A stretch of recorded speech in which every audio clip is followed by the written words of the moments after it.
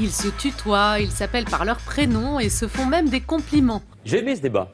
Nous sommes tous les deux sveltes, sportifs. Mais... Si Manuel Valls veut être candidat en Allemagne et moi en Angleterre, on vous fera signe. C'est toi qui t'es grippé la lèvre. Oui. Tout en restant courtois, à 4 jours du scrutin, Benoît Hamon et Manuel Valls ont encore de nombreux points de divergence. Premier sujet de discorde, le travail. Valls propose la défiscalisation des heures sup et la formation continue. Moi, je suis le candidat de la feuille de paye et je ne veux pas et je ne voudrais pas que mon ami Benoît Hamon se retrouve être le candidat de la feuille d'impôt. Pour Hamon, cela ne résoudra pas le problème du chômage. Mais défiscaliser les heures supplémentaires, ça vise davantage à recourir aux heures supplémentaires qu'à embaucher.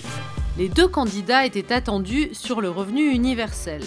Selon Valls, le projet phare de Benoît Hamon ne va pas dans le bon sens. C'est un message de découragement et, pardon du mot, il est fort, d'abdication. Le revenu universel d'existence, c'est l'équivalent d'un nouveau pilier de la sécurité sociale. Autre sujet épineux, la laïcité. Mais le combat a été moins violent que prévu. Sur le voile, Manuel Valls campe sur ses positions. J'ai voté la loi de 2010 interdisant la burqa, le voile intégral. Il ne peut pas y avoir le moindre accommodement. Tandis que Benoît Hamon est moins catégorique. Ils ont, ces compatriotes musulmans, le droit de pouvoir exprimer ce que sont leurs convictions. Il a fallu finalement attendre plutôt la deuxième partie du débat pour qu'il y ait plus clairement passe d'armes. Petit rappel à l'ordre pour Benoît Hamon qui s'est abstenu lors du vote pour la prolongation de l'état d'urgence. Moi, j'assume tous mes votes. J'ai voté contre la déchéance de nationalité. J'aurais voté contre la loi travail si tu n'étais pas passé par 49.3. Une position que Valls juge irresponsable. Sur ces questions-là, pardon, quand on est candidat à la présidence de la République, là aussi, il faut aller jusqu'à... Côté environnement, deux sujets les séparent encore. D'abord sur l'écotaxe, abandonné par le gouvernement Valls, mais qu'Hamon aimerait bien rétablir, et puis sur un autre projet qui les éloigne encore un peu plus.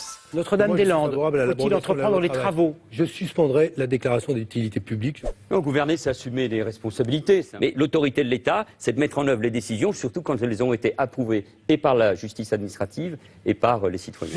Enfin, s'ils se sont engagés à se soutenir mutuellement, ils ne sont pas d'accord non plus sur les candidats Macron et Mélenchon. Clairement au cœur des progressistes, de Benoît Hamon, Arnaud Montebourg, jusqu'à Emmanuel Macron. Écoutez, moi je suis dans la gauche. Et la gauche, elle comprend Jean-Luc Mélenchon. En conclusion, pendant ces 2 heures de discussion, point de colère, peu d'agacement et une syntaxe très contrôlée. Mais chassé le naturel, il revient au galop. Les vrais pics ont peut-être été finalement envoyés à chaud juste après le débat. Le programme de Benoît Hamon, sur le plan budgétaire, sur le plan financier, est impraticable. Je pense que la fiche de paye, on l'a vu baisser sous le dernier quinquennat. Bref, verdict des urnes le 29 janvier. Et pour plus d'informations sur les programmes des candidats, rendez-vous dans les pages des décodeurs.